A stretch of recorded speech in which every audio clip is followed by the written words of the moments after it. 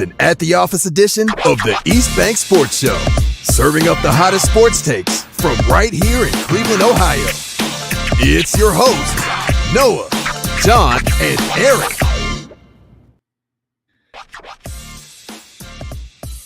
What?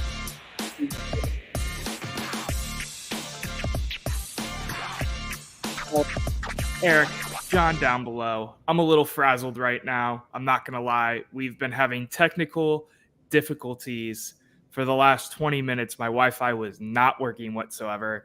I have now moved to my living room. So welcome to my living room, those who view most of our episodes. We're as close to the router as I can get at this point. So hopefully we have no issues with this episode. Erik, John, how are we doing? It's a great evening to argue sports. We have a built-in mute mic for Noah tonight. It's called Freezing. So we'll see how that goes. I hope I don't freeze. Knock on wood. I'm knocking on the wood underneath my island right now that everything is okay. But I would like to get right into this because now I'm nervous I'm going to cut out at any second. John, you haven't said anything yet. How are you doing real quick, man? Doing all right, brother. A little sad about the Cavs, but the Guardians are pulling me up. It's a good day to be alive. Good weather, great town, good people. I'm ready to rock. What you got on there? What's that T-shirt? Oh, you mean my official At the Office swag that you two can pick up at a dealer near you? Yeah, I got this in the mail last week. I'm absolutely loving it. So make sure you guys go check out the Fanatical Elf shop. Obviously, we are a member of the Fanatical Elves and Fans First Sports Network. Very happy to be a part of that network. And one more announcement that I broke at the end of the Monday show, the regular East Bank Sports Show, with Erik guest starring this time with me and Matt. Look forward to a couple more three-person shows coming from the East Bank Sports Show brand because we really liked how that one went. Yvette LeBoy from Bougie Sports is joining us on Monday, Memorial Day, next week.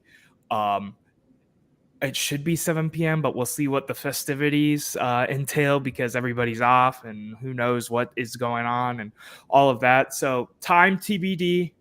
Yvette LeBoy, big Browns Twitter personality. We followed each other for a while, reached out. She said she'd happy to be on the East Bank Sports Show. So much appreciation to her. Make sure you guys tune in next week for that episode. With that being said, it is time for my favorite part of this because I get to mute you guys. 30-second takes. John wanted to talk a little bit of Guardians before we get into our broader topics that we normally do here on the Office edition of the East Bank Sports Show. What is your outlook for the Cleveland Guardians? With everything going on, they just swept 2 series in a row. John, you wanted this topic. I'm going to play the timer in 3, 2, 1. I'm absolutely loving the Guards, is long story short. They're doing it in ways that are sustainable, and that's what I'm most excited about. We can talk about the young talent who's starting to blossom and come up and contribute. We can talk about a little bit of pop in the lineup with the extra base hits. We could talk about how well everybody's pitching in the bullpen. But the most important thing to me was a stat that I heard last week. Everybody in the AL Central except the White Sox seems to be doing well, but only the Guardians have a winning record against winning teams. Everyone else has built up a good record against. And on to Erik, because I finally got to mute somebody. 30-second takes. Let's go. Erik, 30-second takes. Go. Listen, we swept the Mets. We swept the Twins. I'll continue what John was saying. We're beating good teams. We took 2 out of 3 against the defending champion Rangers. What's most important to me is that they're getting runs. That run support is what's really been lacking over the last couple years. I think we'll see a test in June because we play the O's in June and we play the Phillies in July. And those are 2 really good teams in baseball. So that'll give us a better idea where we stand. Look at Erik going on the time. John, let me unmute you real quick. Are you okay? The first official mute of the series goes to John. I'm good. I'll get it back at some point before we're done. Okay, fair enough. I'm going to time myself, but I always go under the 30 seconds because I'm kind of that guy or whatever. I'm feeling confident now that we're in the swing of things. I'm really happy with where the Guardians are at. I'm very happy being the team that runs on friendship and hugs and all of the memes that I've seen on Twitter, Instagram, all of that. I think the sky's the limit with this team. We're beating good teams. We're beating good teams convincingly. We're keeping ourselves in games even when it gets close. I was at the game last night, so Tuesday, and that's how that game went. So I'm all in all very happy. Think the future is bright for the Guardians organization. Boom. With that being said, gentlemen, let's get into our main topic, the cover topic of today's episode. I'm going to pull up a tweet real quick that More For You Cleveland, a pretty popular Cleveland Twitter page, tweeted out that kind of inspired this. So I want to give our credit real quick. It's, which outcome hurt you more as a fan, Kyrie leaving or Francisco Lindor leaving? So shout out to More For You Cleveland on Twitter, X, whatever you want to call it, for inspiring today's episode. But let's get into it, right? I'm really interested to see what both of you have to say. I know what Erik thinks I'm going to say. So I'm very, very interested all in all to see how this one plays out. John, I'm going to let you start. Which hurt you more as a Cleveland fan? Yeah, they both hurt. I had Frankie. The last Guardians jersey I brought / Indians jersey I bought was a Frankie Lindor. As we mentioned, I was a baseball player. He was my favorite player in that era. We did so many cool things with the World Series, and when I think back about like the top 10 sports moments of my lifetime in Cleveland sports history, Lindor going off the top of the foul pole against the Yankees in the ALDS, I believe it was, is way up there. But to answer the question, man, I think I got to go Kyrie, and I'll tell you why. We're talking similar talent, we're talking similar star power, but big stars make a bigger impact with the Cavs and in basketball in general. When you look at the Guardians, we lost Frankie Lindor, but didn't really miss a beat. When you look at what this team has done, how many years do you look up and say, well, if we only had Frankie Lindor, the Guardians would have X? I think they pretty much performed at or above my expectations, regardless of who we had at shortstop. It also helped that when he got to New York, he didn't do so great, and his replacement did very well. It's got to be Kyrie for me just because, A, we drafted him. He was homegrown talent. B, great players make a bigger impact in the NBA. C, he won a championship here. And D, I think we've gotten into this before, but I am of the belief that if Kyrie and LeBron never left Cleveland, we'd still be going to Eastern Conference Finals and championships every year. I mean, we'd be looking at one of those runs in sports where you're like, you mean to tell me the Cleveland Cavaliers have been in the finals 12 of the last 15 years? Because he and LeBron are still playing at an exceptionally high level. So they both hurt. I'd love to have them both back. But when you think about like who meant more to the city, who did more while he was here, and whose impact by leaving was felt the most, I got to go with Kyrie because the team hasn't sniffed the NBA Finals since his departure. Obviously, we lost LeBron too. I'm not saying it's all on Kyrie, but the Kyrie one hurt a little bit more. I'm going to go in because I'm now feeling confident about my Wi-Fi connection real quick and kind of talk about a couple things that I was going to bring up beforehand. Some of the quotes and stuff that came out after they left Cleveland, right? And I think this is a big component of what this topic and what the sentiment for these players are, right? You know, a lot of the debate and discourse around Kyrie and Lindor has been, should we boo them when they come back? How should we act when they come back? That kind of thing, correct? You know, that was the talk of the town for the Mets game, for the first game of that series. That being said, I think it is important to kind of break down some of the things that they said. And, you know, Kyrie, an example, has not said a lot of bad stuff about Cleveland, right? He's always yearned for the love for Cleveland. It's just wherever I go. Even when I was in Boston, it's not like I forget all my memories during that time. Blase, blase, blah. The other thing that he points out is it just echoes in terms of being appreciative, not only the Cleveland fans, but all of Ohio. You know, just showing appreciation really to this fan base in the city. At the same time, especially right when he left Cleveland, you know, there was the famous Stephen A. Smith interview where Kyrie kind of was like, yeah, I didn't talk to LeBron at all when I asked for the trade. And I don't plan on talking to him about it, which is kind of a weird way to go about leaving a team you won a championship with. Another one that comes to mind for me is Kyrie Irving was saying to heckling fans when he was a net, damn, actually, let me read this real quick. Got y'all a championship and you MFers still ungrateful. So, there's been some banter from Kyrie. I'm not going to act like, everything's peachy clean with him. But I mean, I think anything that he said really hasn't been crazy. When it comes to Lindor, however, when he left Cleveland, there was a lot of, more discourse coming from him that, irked a lot of fans. He called Cleveland fans lazy for calling him Frankie. He talked about how he took a nap in the dugout during the rain delay in the Game 7 of the World Series, which irked fans because it was like, oh, you didn't really care about what was going on in Cleveland. But on the other hand, when he came back for this series that we just swept the Mets in, he said he missed Cleveland. He missed winning in Cleveland. He missed the atmosphere in Cleveland. So I think this is part of it too, right? Like, obviously, John, I agree with your take. And Erik, I'm going to let you go in a second. I agree with your take, and I'm going to give my which one hurt more after I let Erik go. But I think part of this too, yes, the sports side of it, 100%. But, that connection with the fan base, I think, is a big part of this as well. And kind of how they treat the city after they leave, which, honestly, they're full-blown adults just like we are. They don't owe us anything. But as fans, we do care about that. That being said, Erik, I'm going to pass it back over to you. Yeah, I mean, I think you guys summarized pretty well the thoughts on both.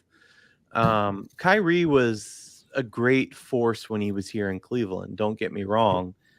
The thing is, though, he was second fiddle. When he was the guy, they didn't win shit. And it wasn't until LeBron came back that Kyrie's name was bigger, and he was helping to win us a championship. And that's not to besmirch his name at all. I think that without Kyrie, we don't win a championship, first of all. I absolutely agree that we would still be contending and winning championships had that core not broken up. But he was the second guy, and there's no getting around that. I will say that I think Kyrie's really misunderstood as a person. I think he really, truly is a good dude who has a lot of care, and it gets misconstrued because he kind of says bozo things at times. I like Kyrie. I miss Kyrie. I'm rooting for the Mavs in part because of Kyrie. That said, for me, it's got to be Frankie, and I'll be lazy right now, Frankie, but it's got to be Francisco Lindor because he was, and well, I said he was Mr. Baseball. He was not only the face of the Indians, but he was the face of the league. And I think it's sometimes easy to forget that, especially when leaving. And I also want to point out that he didn't leave because he just wanted to be out of the city. He said this week during his time here in Cleveland, back in Cleveland, that he 100% expected to retire as a Cleveland Indian, Cleveland Guardian, and that it didn't work out that way because ownership didn't pony up. They didn't offer the money that he was able to get elsewhere. And I'm not saying, it's a different debate whether or not he deserved that money. Clearly from this side of things right now, it looks like we've won that trade. I would take a couple more Jimenez's than I would Frankie at this moment. But what he stood for when he was here, and he's always smiling. I mean, you can't not think of that time and not think of Frankie. He exemplified what it meant to be a Cleveland sports hero. And he did help lead us to nearly a World Series title. I mean, really, if we don't have a rain delay, we have another World Series ring. But for me, it's got to be him. And I love Kyrie. I love Frankie too. I wish they were both back here. And, anything that Frankie said when he left, he was probably a little hurt that he wasn't offered a max contract from us. And it's part of the reason why the Dolans really need to sell the team. You can't be worth anything shy of $2 billion and own a sports franchise these days. But again, that's another thing. But yeah, it's got to be Lindor. And as much as I love Kyrie, he was the second guy, and he'll always be the second guy. I think there's definitely an opportunity for us to say it's a tie. The Dolans suck worse, and that's what's the worst. Yeah, no, 100%. The Dolans do suck worse. The interesting part about Kyrie too is that. So to Noah's point, I don't put a lot of credence in what people say. I did when I was younger, and this is gonna hurt, but in Cleveland we have an inferiority complex. They got cranes on the skyline. People are moving back downtown. It's a cool place to live again. This is not Cleveland of 1974. Get over it. Athletes leave and do and say stupid shit. They're like 20-something years old. They have millions of dollars. We deify them every week when they play, and then they get in front of a microphone and say something that they regret when they're 24. Yeah, whatever. Like, it didn't feel good to hear them say these things and lazy and this, that, and the other, but like, you got to play to the New York market. I mean, what did you expect him to say when he got to the Mets? Oh my God, I miss Cleveland so bad. I can't believe I'm here. I just hope it works out. Like, he's got to come out with something. I hear you there, though. I definitely, it hurt to lose Frankie. It hurt to lose Kyrie. I take them both back for sure. Kyrie also, I think you would agree he's misunderstood. He also was he was my favorite player too. He was, even though LeBron was here, he was my fave because we drafted him. He's so fun to watch with the handles and everything. Yeah, I think you made a lot of good points there. You can go either way. There's no bad answer. So my answer to this question is the opposite of what Erik thought I was going to say. Now, I'm going to take you back to when I was a teenager, and these were the teams, and this is what was going on when Lindor and Kyrie were here. Sorry for dating you guys. Got to do it at least a couple times an episode, right? I am a recent hardcore baseball fan, right? I was not into baseball like I am now, and I will admit that openly. I watched the World Series. I watched some of the playoffs leading up to the World Series, but I didn't pay attention to the Indians, Guardians now, obviously, like I do now. Kyrie Irving was hands down my favorite player in the NBA from the moment we drafted him until the moment he left. Regardless of LeBron coming back, regardless of, any other star power around the league, bringing in Kevin Love, any of the other role players that obviously we all really liked, like Delly and whatever. Kyrie was always my guy when it came to the Cleveland Cavaliers, much like you said, John. I got to bring up shoes like once in the podcast too. Like as soon as the first pair of Kyries came out, like I ordered them. Like that was it. Like that was happening no matter what. So losing Kyrie and kind of the way it all transpired where he requested the trade hurt way more for me. Lindor was obviously my favorite Indian at the time because he was the biggest name on the Indians, arguably, at the time. That being said, Kyrie just hurt more, man. The duo of Kyrie and LeBron, thinking of that game set, the game 5, 6, 7 performances between the two to will us to that championship.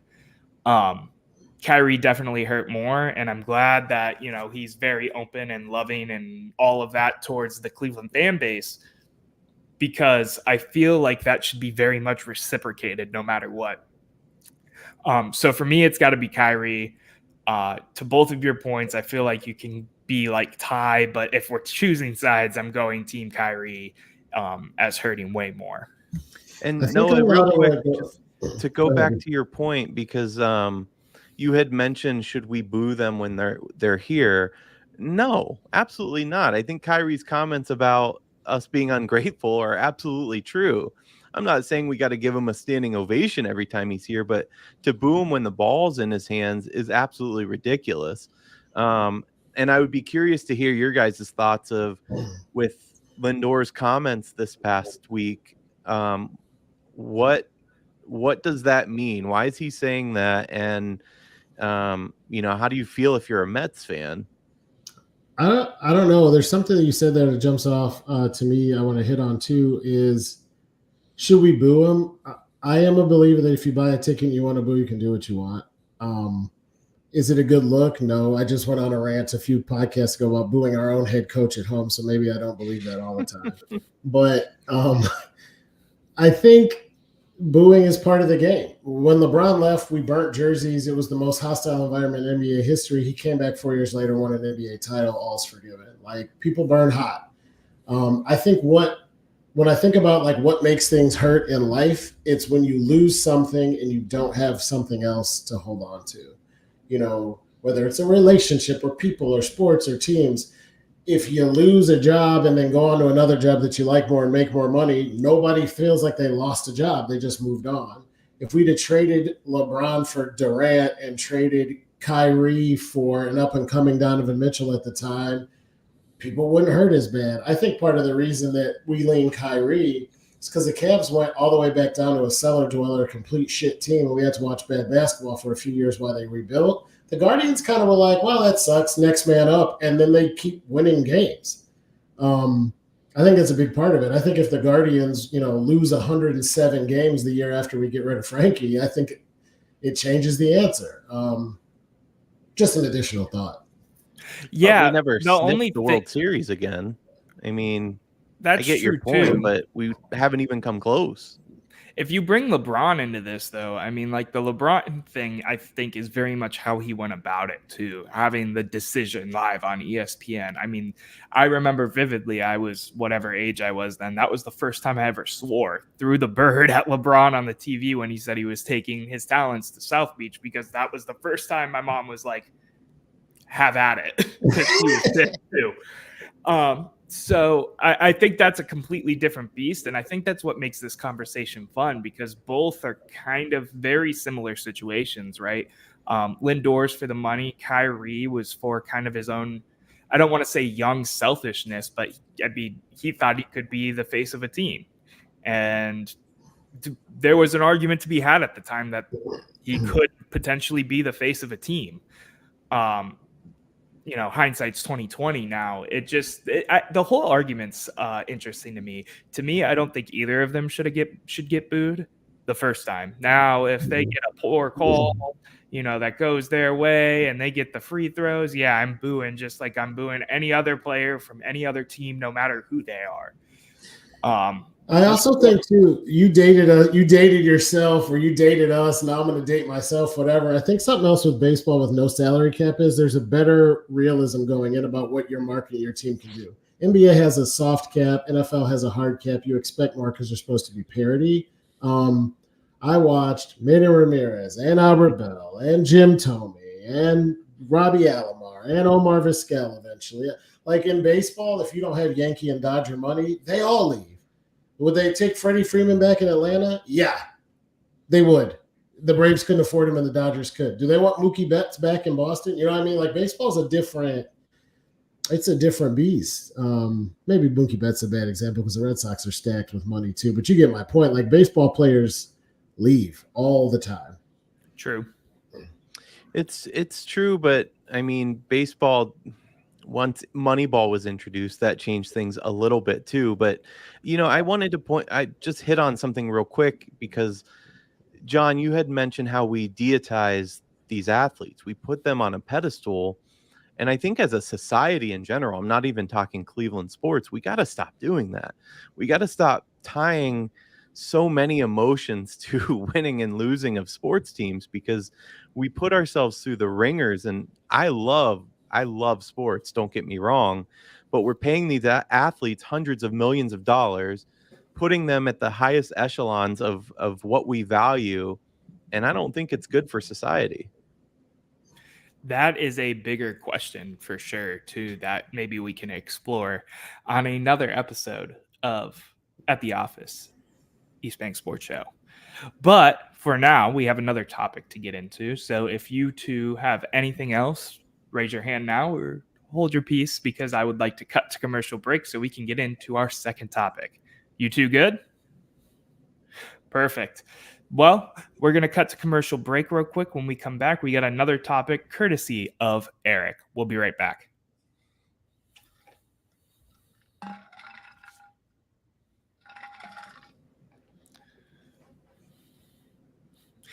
And we're back with the At the Office edition of the East Bank Sports Show. I hope you guys enjoyed those commercials, courtesy of Fans First Sports and the Fanatical Elves Network. Very appreciative of everybody over there sponsoring and helping us continue to grow the show at the Office, East Bank Sports Show.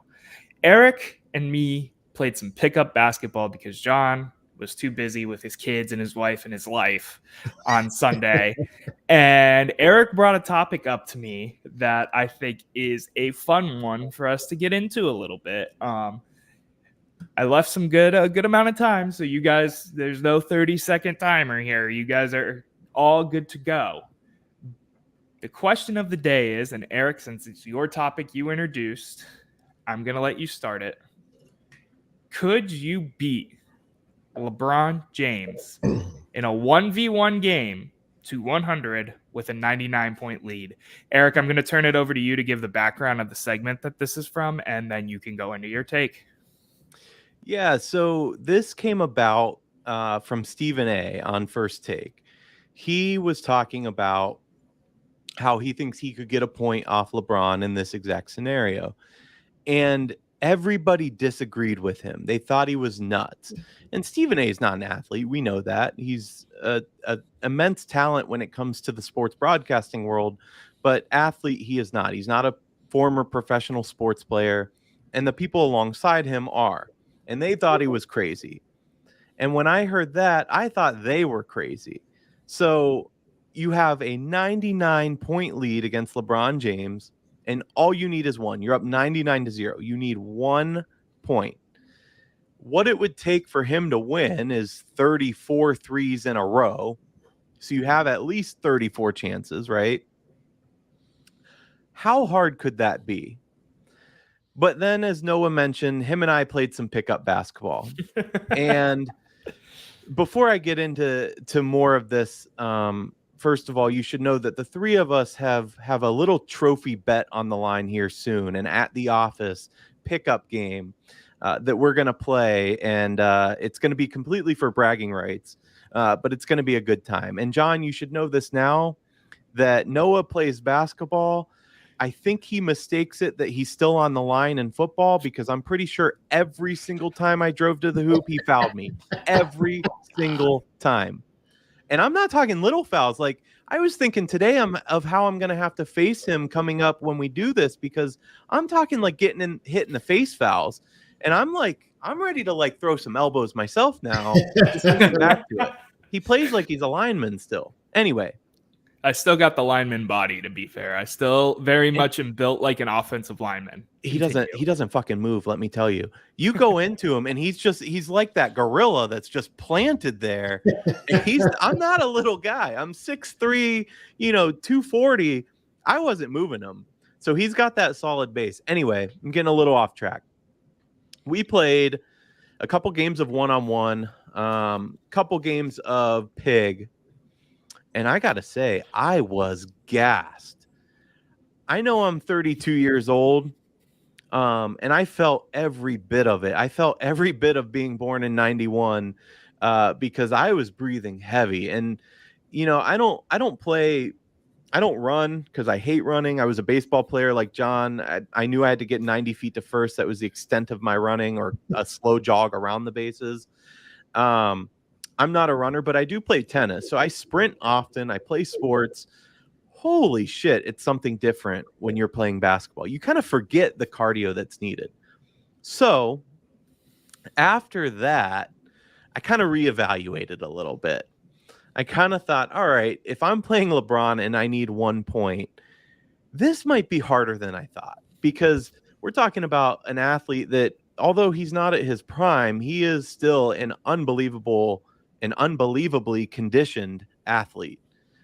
If his kids are on the line, one of Bronny or the other one's going to die, then you might not get a point off of him. I mean, he has the ability, from just a condition standpoint, to play lockdown defense on you on every single possession. And there's no make it take it in this scenario, by the way. I was going to say that's a big factor here. It's a big point. We didn't play make it take it, but that, who knows? So that said, has my position changed somewhat? I guess the answer to that would be no. It's 1 point. You're telling me you can't get a single step back three off. You can't do a little shimmy, get him to pump fake, get 2 steps in and take a shot. Don't get me wrong. It's going to take some luck. I'm not saying it's not going to even maybe get to like 99-77, but we're talking 1 point. I just maybe I overbelieve in myself a little bit, but I mean, maybe give me some time. Do I have like a year to prep for this? Let me get a little. So I should know too. Currently, right now, Okay, you're that's fine. still scoring 1. I'm still scoring 1. Here's That's the thing. crazy. You got to take this from a strategic standpoint. What I'm not going to do is play an ounce, not a lick of defense on LeBron. That's pointless. I'm not going to waste my breath literally by trying to defend him. I'm not going to defend him in the key. He can drive on me and all day long he's going to score. I'm not going to defend from 3. He's 6'7", right? I'm 6'3". It's just he has the 6'8". He has the athletic advantage. That's not going to change.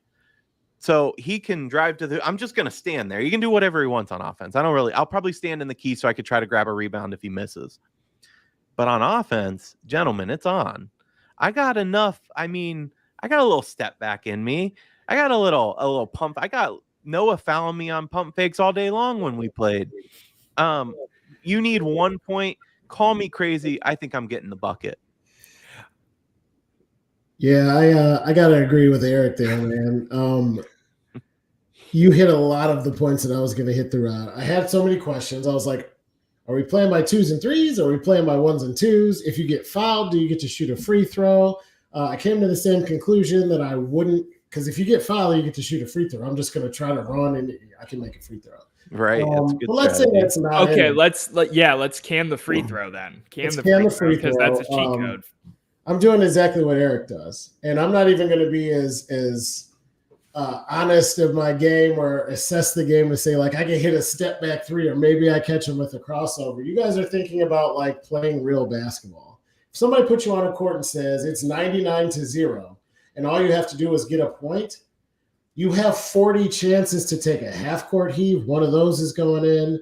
I would turn my back to him and throw it backwards over my head. I mean, you have 50 possessions and if it's not make it, take it, you're going to at least get the ball every single time he scores. I'm standing in the key. I'm hoping he misses to grab the rebound. When it goes in, I'm going to run back as far as I can and just start heaving hook shots and the wildest shit. Because always in your backyard, you always do some horse trick shot, something crazy from behind the hoop.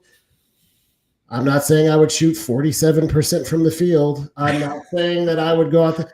Erik's whole take, my favorite part was when he said, LeBron has the physical advantage. Yeah, you think LeBron is saying.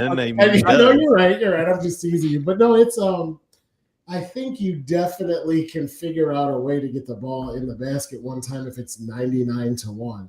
Like I said, if I put on a jersey and we're at Madison Square Garden and there's 20,000 people going crazy and I got to cross them over and hit a hezzy with a step back, no.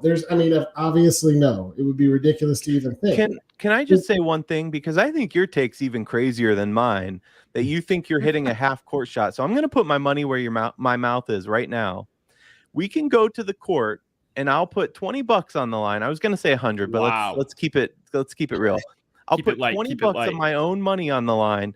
You're not hit. I'll give you, you want 35 or 40 chances. You don't think I can hit one half court shot in 40 chances? No. Oh my God. That's easy money. I should give you 5-1 and make it the $100. Yeah, $20. You're on. Next give time me 5-1. No, I'm not giving you anything. You had a chance. $20. All right. So gentlemen, there's a radio show I listen to, and when they make bets, you do a virtual shake. So you say shake to make it a deal. Shake. All right, it's on $20 because I used to play horse in high school with a kid on the basketball team, and we would always end with a half court shot. It never took either one of us more than 10. Really? Yeah. And how many years ago was high school? Right. I have a hoop. I'm telling you right now, if you give me 40 shots from half court, one of them's going in. I thought you were going to tell me I had 10 shots for $20, and I would have taken that. And 40, I'll probably. You would have taken 10? Yeah. Well, I want to redo the bet, but wait, shake, brother. That was your name. Okay. I'm gonna table you guys for a second because I think you're both crazy that you think you're scoring 1 point on LeBron James. I'm gonna reel us back in a little bit because then we're gonna start altering the bet, and then we're gonna be here for another 2.5 hours, which is fine. I have no other plans tonight, but we can do that on the after show. That isn't live. Sorry, guys. How do you think you're scoring on LeBron? If you're pulling up from half court and he's playing full defense, I know both of you are tall. You're taller than me. I'm 6 foot flat. Erik, you're what? 6'3". John? 6'2". Right. So you're both, a little bit taller. You got like point guard size, at least for the NBA. LeBron James is 6'9". He's got half a foot on both of you. John, I don't care if you can make 6 of those shots at half court in 40 attempts. If LeBron's in your face, that shit's going right back to your face. Erik. He can't play D at half court. That's true. Yeah. You doing a step back 3, he's still more athletic than you, and he's still going to get in your face. He's going to block everyone. Okay, here's the honest assessment, about Noah. The average American versus LeBron No, James. you're You're not talking talking about Eric the average Williams. American. I'm talking about me. I saw your shot, Noah. You probably don't have a chance, but I'm just I saying. don't disagree with you, but I'm I think also I have a little shot. more realistic about this scenario. There are shots that are unblockable. I like are the hook just shot hard idea. to make. And I am telling you, I would heave 30 half courts if I could get him to sag on defense and shoot from wherever. And I would shoot 30 hook shots. So no matter what, I'm throwing it straight up. He has no chance of coming over to block it. And one of those 60 is going in. I think Noah and all Stephen A's contractors were taking this to you think you're a good enough athlete to play one-on-one on LeBron and score a point. If we were playing the 10, I would say there's no chance. If we were playing 5-on-5 and he was guarding me, I would say there's no chance. If I only got a couple I am not in any way, shape, or form trying to say that just because I did have 5 varsity letters in high school and play a little bit of college. So I'm an above average athlete, but not anymore. Damn near 40. I never played basketball. The thought isn't I'm a good enough athlete that I could figure it out and be good. My thought is take a fistful of 100 darts and throw them at a dartboard. One of them is going to hit the bullseye. You don't need skill. Wait, you've never played basketball? Oh, I played basketball. I just never I didn't play varsity in high, nothing more than YMCA pickup. I think you're wasting your potential shots on this half court thing. I'm hung up on this because this is a wild. Not really half court. My only point is to say I'm going to get a rebound and have to take it out. And he's going to D up. And at some point, the farther I get from the 3-point line, he might go into one of these stances where I at least can get a shot off. And however far away that is, I'm taking 25 from there because it's uncontested. Yeah, maybe it's half court, maybe it's not. Maybe he does D up full court, but you can get off a shot against LeBron. It's just not going to be a good shot, but it doesn't have to be good. If you can make 2%, you're going to get the one bucket and you're going to win. That's all I'm saying. I agree. I think you're both still insane. I don't get how you, who are 2 30-year-old men, think you are going up against a genetic freak of an athlete and making one shot. He's not Superman, and he has to play that whole time. He's got to get 100, don't forget. So he's got to keep shooting and keep going. At some point, something's going to crack. That's my only thought. If you even said, can you get 4 points off of him, I'd be like, hell no, are you crazy? One shot when he has to score 100? I agree. I don't think it's as hard as they're making it out to be. New strategy, though. The flop, we just take him out hard. One hard foul, and then you probably got free reign at that point. He's going to be nursing his knee on the sideline. I'm going in for the layup. But there's no heavy foul. Is this game refereed? Is there a ref? Is there an actual NBA official that's going to call a foul on you? Sure, for the foul, you just get the ball back. Yeah, and there's a million ways. I'm doing everything I can too. LeBron can take trash talk from anybody anytime, but as soon as somebody drops the B word, he gets pissed. So I'm calling him a bitch every time he touches the ball just to see if we're not talking about playing real basketball, no. We're just talking about throwing a ball through a hoop once over the course of 45 or so possessions. I think it happens. I'm bringing up Delonte West. I love how the filters of swearing and everything has just gone out the window for that. I don't care. I don't think it's that big of a deal. I just love how it's all gone out the window and we're all just screw it. You're wrong. Shut the hell up. Listen, I'm gonna I'm going to once again put my money where my mouth is. I bet John $20 that he won't make a half-court shot, and I gave you 40 attempts. That seems like a lot, but it does. I'm That's excited why I to took win it. that 20.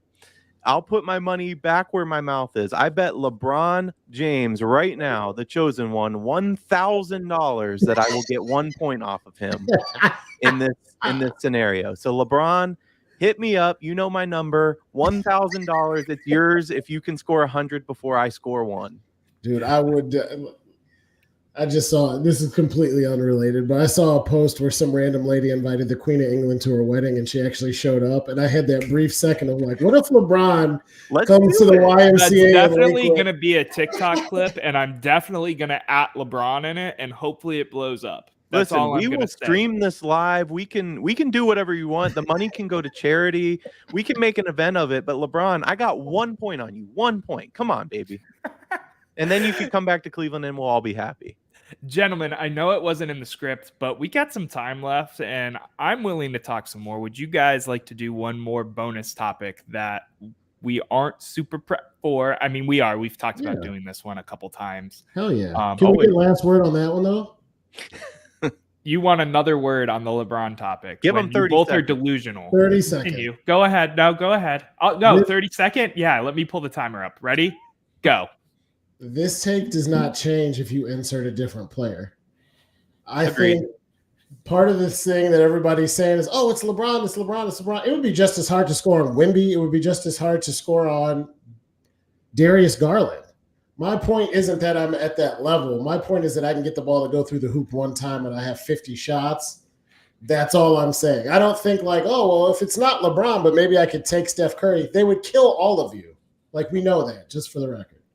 Wemby's slow as shit, though. I'm just saying that maybe. Yeah, they have to be fast. His arms are 11 feet long. You can reach it from the 3-point line. I'm just kidding. Gentlemen, we could keep this topic brief since we didn't do a lot of prep for it, but I wanted to keep the conversation going because normally we go about an hour here. We're only at like 41, 42-ish minutes. I want to talk NIL, the transfer portal, the NCAA, all of that, kind of just your knee-jerk reactions of what you think the state of college sports is and going. I feel like we don't touch on the college side of sports a whole lot on the show, maybe when we talked Olympics a little bit or whatever, but I think it would be a fun way to kind of wrap this show up and, just keep the conversation going a little bit. So I think Erik started the last one. John started the one before that. Rock, paper, scissors. First one to win gets to start the conversation. Ready, go. Rock, paper, scissors. Wait, you got to do shoot. Sorry. Ready? Rock, paper, scissors, shoot. Well, you kind of. John's starting the topic. Right. It's fine. It's fine. It's fine. John, go ahead. NIL, the transfer portal, the NCAA, the state of college sports. Yeah, we typically have a format too where it's like one person talks for 5 and then we pass it around. But since it's off the cuff, maybe we just talk about it. But my first thought on NIL is I love it. All of the problems it's causing are for the establishment and people getting rich for free off of kids and their labor. I go to Ohio State and watch 110,000 people pack a stadium to see Braxton Miller. They don't come to see the AD. They don't come to see the math program. They don't come to see men's tennis or women's shooting team. They come to watch football. And this guy is selling hundreds of thousands of tickets to dozens and dozens of games, making hundreds of millions of dollars for everybody from ESPN to the NCAA to their college or university, the boosters. There's all this shit going on. You're telling me a $40,000 a year education at the most is fair compensation for the revenue they drive? Not to mention the fact that most of these kids can't afford. They come from lower income backgrounds, not the best situations a lot of times. It's not like they're average middle-class people out here who could show up in their, Nissan Sentra and just go to class. Like LaDainian Tomlinson once, I heard him tell a story years ago, and he said, I was at campus on TCU, went to the bookstore. They were selling my number on my jersey. It was $90, and I couldn't even buy my own jersey in the bookstore because I didn't have enough money. That is unbelievably ridiculous. And I think in America, in a capitalistic society, when you have the opportunity to make money, people shouldn't get in the way, especially just when they're the ones making the profit. I love it. If it creates issues with the system, people transfer. It's about students doing what's best for them and taking advantage of their skills and talents. And if there's a system in place that doesn't allow them to do that, the system's broken, and I'm glad they fixed it. I mean, yes and no. I agree with what you're saying in principle. Um, I'm a little biased in this because I am a Buckeye fan, and the old system definitely helped the Buckeyes more than anybody else. The field's getting a little more level now. Now, granted, we still have unlimited resources at our disposal, so we're still at the top echelon of college football. And there's more resources that are going to continue to be dumped into basketball as well. So Ohio State is still in a good place, just not as good of a place. And I think you see things like Saban's retirement really indicative of this, because he knows that there's going to be a massive fall off and that it's going to be a lot harder to be dominant. They might be good, but to be dominant like they've been in this new era. That said, I don't like the being able to transfer. You do 1 year here, and then the next year you're transferring, and then after that you're transferring again. I don't know. It's not that I'm asking for some loyalty, but I'm hearing that some of these high school students won't even visit a campus unless there's money given to them beforehand. Like, they won't go make a visit unless there's something in it for them.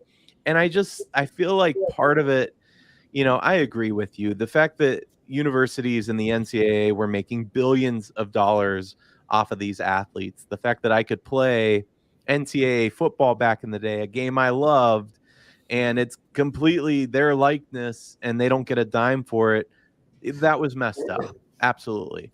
And I'm a capitalist at heart, and I think they should be able to make whatever they want at the end of the day and sign these deals. I just don't like some of the stuff that happens around it.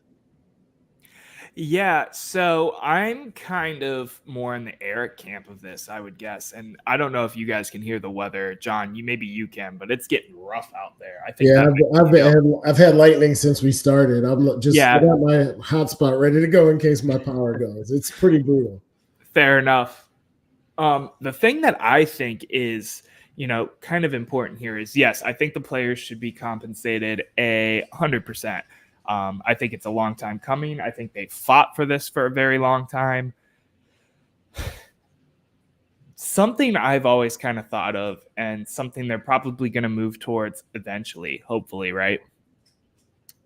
Every player in professional sports gets put into a players association, right? Like, they join in for rights and bargaining and control. And, there's two sides to this. The college level of athletics, especially Division I, not a D3 guy like me, even though they still have to talk to us about NIL, even though it doesn't really mean anything for a D3 guy. That's my biggest gripe with NIL, is that I had to sit through that my senior year when I was a backup guard at a D3 college that goes 6-4. Like, come on. Anyway, sorry. It's always about Noah. Always about Noah. Says the guy who thinks he can beat LeBron one-on-one. Continuing. Whoa. Fallacy. Hold on. Come correct. I never said I could beat LeBron one-on-one. I said I could score a point if I had 50 shots, but continue. You know what I meant. I digress. No, I know. I'm just bantering, man. Come on now. I think there's got to be some control on both sides about this whole thing.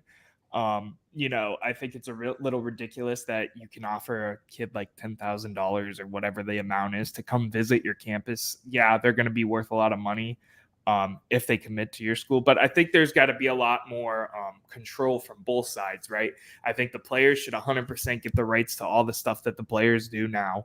But at the same time, I think there's something to be said about how, college, I think football. I'm going to stick to football and keep it kind of that way in terms of my argument. The allure of college football is being different than what the NFL is, right? And with where the transfer portal is right now, and where, players moving on, like Erik said, every season they're in a new university and they don't even care about finishing the degree, which is fine. They're going to go make their millions playing professional sports, hopefully. I just think there has to be some sort of control to this whole thing. I think it was a great first step that we passed this and that we're allowed to do this. And, athletes are allowed to get what they've kind of deserved for years and years and years and years. I mean, we get the college football video game coming back, guys. I don't know about you. I know you both play probably a little more casually than my young self, but it's going to be locked in my bedroom hours for weeks when that game comes out. I'm taking Ohio State as the quarterback to the national championship, then turning around and making Kent State a Big Ten powerhouse. I digress. I just think at the end of the day, though, there has to be some control here, right? On both sides, whether it be the money and the bartering side. I mean, it's all out there in the open now. It's almost like where we were beforehand with all these donors and boosters paying players. We're just talking about it now and not being taboo and acting like it's not a thing. I think if we're doing this, let's do it the right way, like we've done with, a lot of other things like legalizing sports gambling, legalizing and whatever you want to talk about. I think you just need to really control it. And I don't like using the word police it, but police it a little bit better. Yeah, that's the right word, though. It needs to be policed. Like, what's to stop? Once I beat LeBron in one-on-one and I'm now a billionaire from all the sponsorships that are going to follow, what's to stop me playing GM and bringing in whoever I want to a Buckeye team and creating a national championship through money? Nothing, right? I mean, if you have unlimited money, that's how they got good at Alabama. That's how they got good at Ohio State. They bring in billions of dollars and they buy players, wink, and now you just do it above the table. I mean, I don't think anybody, I get what you're saying in the spirit of what you're saying, but tell me Alabama, Ohio State, Texas, and USC got to where they were, or the Gators in the day, just by recruiting hard and inviting kids to come play for 4 years while they get their education. Listen, I think there was some behind the scenes dollars, yes, but I don't think it's to the extent you're saying. I think that these kids were going to Alabama, Ohio State, and USC because they knew they were in the best position to then make a mark and be drafted in the NFL. I think both are true. Who got recruited? What's that? You ever know a D1 athlete that got recruited? Personally, no. Okay. I'm not going to go crazy on this, but it's closer to what I'm saying than what you're saying. I don't want to do like a take my word for it, but I mean, Terrell Pryor drove like a Mercedes G-Wagon before NIL. Like it's okay. He worked at the dealership and signed a few things. Like, yeah. Like I said, I'm not saying it doesn't happen, but it's not. It wasn't to the extent. And I said from the very jump that it benefited schools like Ohio State, Alabama, USC, legacy, quote unquote, programs. I'm not saying that's not the case, but if it were the case, Michigan would have been a hell of a lot better prior to these last couple years.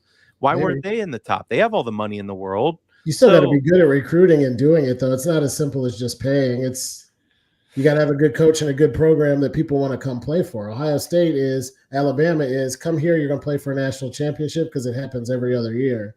The other thing, too, Noah, you said that I would disagree with. You said what makes college football great is that it's different than NFL. I think there are differences that make it different and cool, but I wouldn't agree 100% that the allure of college is what makes it different than the NFL. The most exciting parts of college are when they're exactly like the NFL. Take the best 8 teams and put them in a playoff and go for a national championship. We're kind of making the SEC and Big Ten into pro football while everybody else flounders. Now, what the hell are they going to do at Wyoming and Southern Iowa? I don't know. It does create problems. But all we're doing with that is hurting the college student athlete. And I'm not talking about football players. I'm talking about – so now you have USC in the Big Ten. Let's just use that as an example. Mm-hmm. You now have college softball players – who aren't going to go make millions of dollars that have to travel to Ohio on a school night and get back, and it's hurting their academics. I mean, they won't say it is, all because of the money that comes with football. No, see, I think that's a different topic. Should they NIL, but should Washington, Oregon, and UCLA join the Big Ten? But it's all money. That's triggering it. Yeah, not NIL though. But NIL is a piece of that, right? Everything that we're talking about is 100% a piece of this bigger pie of where college sports are going. John, you said something real quick that I kind of disagreed with, we're moving the SEC and the Big Ten into kind of like the AFC and the NFC or whatever. I don't like that. I'm not a fan of that. I'm not a fan of these schools like USC, the schools we just named. I'm sorry, I'm stumbling for a second. But I'm not a fan of them joining the Big Ten just to join the Big Ten because we're making it, Conference A and Conference B for the national championship in one select sport. I don't think that is a positive out of this at all. I don't think that's a positive in terms of what brings, yes, the allure to college football. The allure of college football is, when I think about it, at least, and I may be nostalgic because I grew up wanting one dream, one goal of playing college football. Obviously, I only played D3 and I'm completely happy I did that. Is the bowl games, the conference battles, the big time, you have your Ohio State and your Alabama, right? And that's all fine and dandy. And they're going to go for their national championship every year. But watching, a MAC school play a Power 5 school, for example, and it be a competitive game because they had a really good year, those kind of things matter. And kind of with how everything's moving at this point, I just don't see there being anything other than those power teams in the SEC and the Big Ten. And I don't know if I really enjoy that or like that. I don't know. I do want to, I don't want to say reel it in because you guys go that way and I don't want to say that that's wrong. I do not, when you said, what do you think about NIL? Conference realignment and the playoff schedule, to me, are not the same issue. Yes, there's similarities because it all comes back to money, but who's making the money, why, and how? If there was no NIL and everybody was still doing it the old way, Washington, Oregon, USC, and UCLA would still be coming to the Big Ten. I don't think NIL caused that. So I do want to make sure that I draw the line in between. I am not nearly as passionate about this conference realignment. No, I don't think Penn State's women's canoeing and men's pistol team should have to go to USC on Wednesday nights. Like, I think that's ridiculous. But that's not, in my mind, NIL. And the one other thing that you said, Noah, that I kind of disagreed with too, you said something along the lines of, if a kid can show up to campus and get $10,000, I think we need to police it. Why? If you can get $10,000 to show up to this podcast, would you do it? Do you want to be policed? Should somebody tell you what you should and shouldn't be doing? Because you're the same age as these kids. That's not exactly what I meant by that. What I mean is having some control in terms of, every player. I don't know. I get what you're saying, and I'm not taking back my point per se. I just think there should be some regulation when it comes to, okay, well, I'm not going to visit every school that invites me because they're not all giving me money to come. No, that's fair. I think there should be some clarity, I'm not saying they shouldn't be able to take money to go to camp. Like, if I was in that position and I was 100 times the athlete that I am now, or was when I was going into college, 100% would have took the money and ran with it. Like, I totally get that. I'm not against that, right? Yeah. I think it needs to be policed, though. That's what I agree with you two on. I just think that there's a difference between policing something and making it better and just cutting it all together, right? Like, they invented cars and people crashed them. So they said, we need lights and stop signs. Like, let's not make driving illegal. Let's figure out how to do it better. No, I agree with that. I think one of the biggest issues we're going to see is the inequity, though. These smaller programs that don't have boosters and can't spend money. Yeah, we saw that a little before. I think it's going to be even more exaggerated now. But honestly, I think the biggest consequence of NIL is we are going to see so many shitty local commercials with these kids that can't act.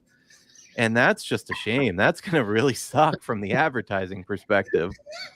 I love how Erik thinks of like the thing in complete left field and brings it up because it's always like it's a great gold. clip. You're right. It's gold.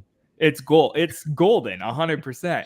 Like, yeah, we're going to see, we're Clevelanders. We're going to see Ken Ganley commercials with I can't even think of an Ohio State player right now.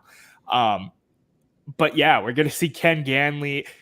we might see Cleveland State players in a Ken Ganley commercial if they start doing well in basketball. I mean, who knows? I mean, they're not quite the girl that's I want to see in a Ken Ganley Kia. We're gonna all suffer because of it. I disagree. I disagree one joke and one serious. The disagree joke is I don't think pro athletes can act either. I mean, were you so into the Chris Paul State Farm commercials you just couldn't pull yourself away for 30 seconds? No, but I will say the ones with the Chiefs were pretty good, and I will say funny. Like there are pro sports commercials that you go, oh damn, that's good. There's no chance with local production. Listen, we're all in this field. Local production and local talent.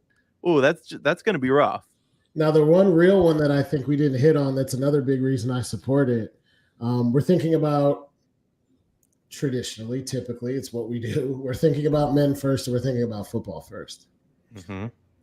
Caitlin Clark has to be Caitlin Clark, and she wouldn't have two nickels to rub together other than what her parents could give her if it weren't for NIL as well. And part of what I love about NIL is that it's taking the women's athletics and the women's sports and putting it at the forefront. Something I talked about with my daughter. We were in Columbus at a volleyball tournament. There is a pro volleyball league in the United States now with like 8 teams that plays in gyms, and people pay hundreds of dollars to go watch this stuff because these girls are starting off on college campuses, getting a little NIL. They go to the league. Like, my daughter looks at what she can be and what she can achieve in life, and that has gotten better as a result of the fact that people like Caitlin Clark and these high-power volleyball players can make a couple grand to go do their thing in college and play their sport, and that it's not just, hopefully you play in college, you might get on TV, and that's the end of it. Caitlin Clark is independently wealthy and a millionaire, and she'd be making $82,000 a year if it weren't for it. This is where I disagree with you, though, because while the Caitlin Clarks are the one-offs, right? She made millions through NIL. Yeah. That pro volleyball league, they're making $18.32 an hour to play volleyball. I made that up, but none of you batted an eye like that's wrong. And it's wrong, but I get your point. I feel like it does a disservice a little bit. I played baseball, and I'm really glad I wasn't good enough to get anywhere near the show, because the reality is the majority of baseball players toil in the minors, don't make shit, never actually make the big leagues, and they have a terrible life. They're chasing a dream that never becomes a reality. And so while I think it's cool, I think we should be teaching our daughters how cool it is to study math. I hate math, by the way. Let's say study English, because I think that's going to serve them so much better than chasing a pro volleyball league where, if they're lucky, they're clearing 10 grand a year. I mean, they're probably not getting paid much for this league. Caitlin Clark's getting paid less than 76,000. Okay, less than I make to sit at a desk and punch numbers, which that's not to take away from what I do, but it is to take away from what she's getting paid. That's ridiculous. The eyeball she has, nobody's watching me work every day. They're going to watch when I beat LeBron, but when I work every day, it's just me and a bunch of account executives that bug me all day. I get what you're saying, but that makes it tough on these kids. I think you can walk and chew gum at the same time. I don't not teach my daughter math because I want her to excel on the volleyball court. Proud father of 3 out of 4 of my daughters pulled straight A's. Another one has straight A's and a couple B's. We have like a 3.98 as a Sharp family this year. Wait, who's the redheaded stepchild? We need to reel that. Dad shouting out his children at the podcast. Right? I am not putting anybody. You're not going to get me with that one, Erik. Nice try. Step it up. We say academics are the gateway, but when they're young and when kids are impressionable, everybody wanted to be like Mike. We don't have LeBron if we don't have Kobe, who didn't have Jordan, who didn't have Magic, and so on and so forth down the line. No, I don't think you should abandon everything that makes sense and tell your daughter the goal is to play volleyball professionally for $70,000 a year. But if your daughter's passion is volleyball and she really wants to do it and enjoys the sport, the only option they had until 5 years ago was go to college, quit, and then hopefully you get on someplace to coach, because top-tier volleyball coaches can make high 6 figures, low 7 figures, even I think some places. Now there's a whole other world of possibility, and it starts earlier because you can actually afford and get to do some of the cool stuff that rises you up to the same level. So my thought isn't like, let's teach our kids that now women should just all try to be volleyball players. No more than you tried to just be a baseball player. You got a degree, but for as long as you could play, you played. No, for as long as you could play football, you played. If either one of you had the opportunity to play professional or semi-pro or minor league, my thought is at some point you would have at least tried it or taken it. Yeah, of course. We've opened up those lanes and pathways for a whole generation of people in different sports in different places that just wasn't there before. I just think, once again, beyond the health aspects, though, and again, I love sports, but the emphasis that we're putting on looking up to professional athletes, I don't know. I want my role model to be Marie Curie, not Caitlin Clark. And I love Caitlin Clark. I think she's amazing. I think we're putting so much emphasis on being good at putting a ball through a hoop or a ball into a glove, and it's a little sad. It's a balance. I don't want I know you didn't do it intentionally. I feel like you put those words in my mouth. I would not tell my daughter to look up to a college volleyball player or a pro volleyball player. Okay, I get what you're saying. They might look up to a politician or this or that. I'm saying, like, you can do all of these things, find what your passion is, follow it, and be good at what you're good at. There's more doors that you can walk through now than there were before. And if you want to be a hell of a math student, great. You already have straight A's. You can go to Case or MIT and be a math whiz too. I feel bad for kids that have this dream and it's squashed by reality. Like, it's no different than kids that dream of becoming an actor and they go to acting school without any fallback. That just scares me. I don't have kids, so I guess I can't really speak, but that would scare me if that were my kids. Like, you're right, it's balance, and I'm sure there's a lot of balance in your household where you're not saying, okay, I'm sorry, kiddo, but you're not going to be an actor. Like, you're and we have realistic conversations, right? Like, hey, you didn't make the team. Your options are work really hard and get better, because that's what life is about. Or you could also find something else to do, and I'll be proud of you and I'll support you no matter what. Gentlemen. We are very off topic at this point. This is the after show. We started early. I see that. Yeah. So I'm going to reel it in. Last second takes on NL and NCAA. And then we're going to go to final thoughts and get off the air. I don't have anything else. I think we left it all on the field for that one. Good too. Sounds good. So let's go into final thoughts, hot takes, all of that. Erik, go ahead, man. Okay, so today is a sad day for me. I'm wearing a Chelsea FC hat. Those that know me know that Chelsea is as big of a Cleveland sports fan as I am. They're really high up there. If they're not the top, they're close to it in my sports fandom. And today it was announced that our coach and our club have decided to part ways, apparently amicably. But what it comes down to is that he was forced out by the ownership that thinks that because they're billionaires, they know best and that they know how to run franchises and get players in. And basically, they want to coach on the sidelines. And my point is, my hot take here is that beyond racism, which saw a Clippers owner get taken out, beyond something extreme like that, I think there should be a way to forcibly remove franchises from shitty owners. I know this is a hot take, and I know people also probably agree with this, but the reality is that these teams are part of the fabric of our cities and the people that inhabit these places. When you look at Chelsea FC, it's a football club in London that has existed forever. I mean, we're talking when cars weren't a thing. And yet we have an American owner come in, Todd Boehly, who also owns the Dodgers, and it's an ownership group, and they're just shit, man.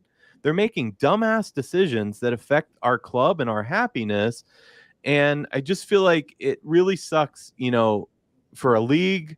It really sucks for a fandom that we're stuck with ownership, and I'm not saying it should be decision making by committee or fans all have a voice, but when it's so clearly a stupid move because they just want control, let's yank that away and give the franchise to somebody that's going to make better decisions.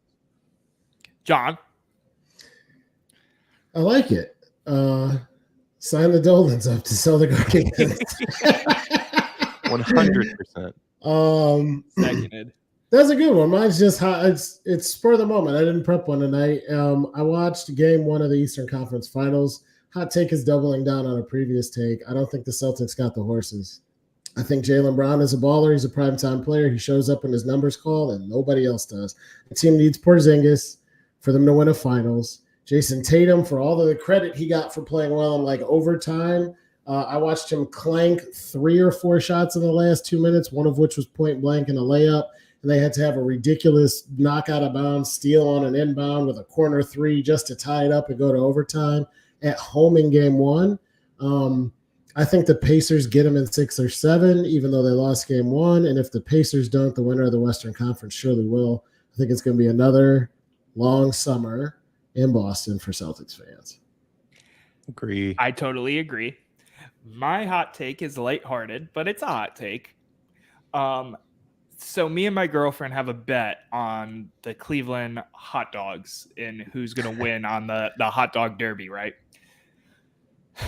Bree, who probably isn't listening at this point, especially because she is at a 21 Savage concert, is a huge Mustard fan.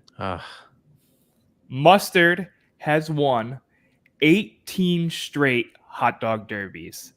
So my hot take is that Mustard is on PEDs and we need to test it. And I agree. Leaving it at that. Ketchup is my boy, but I think you're right. I think I'm right too. I think Mustard should get an NIL deal. Maybe. Who knows? They do sell their own merch now. They have hats and T-shirts and stickers and all that for just the hot dogs. So. Is Mustard a she or a he? I don't remember. He. I think he should go up against the Flash in Atlanta or whatever that guy's called, Mr. Freeze or whatever. I know exactly what you're talking about.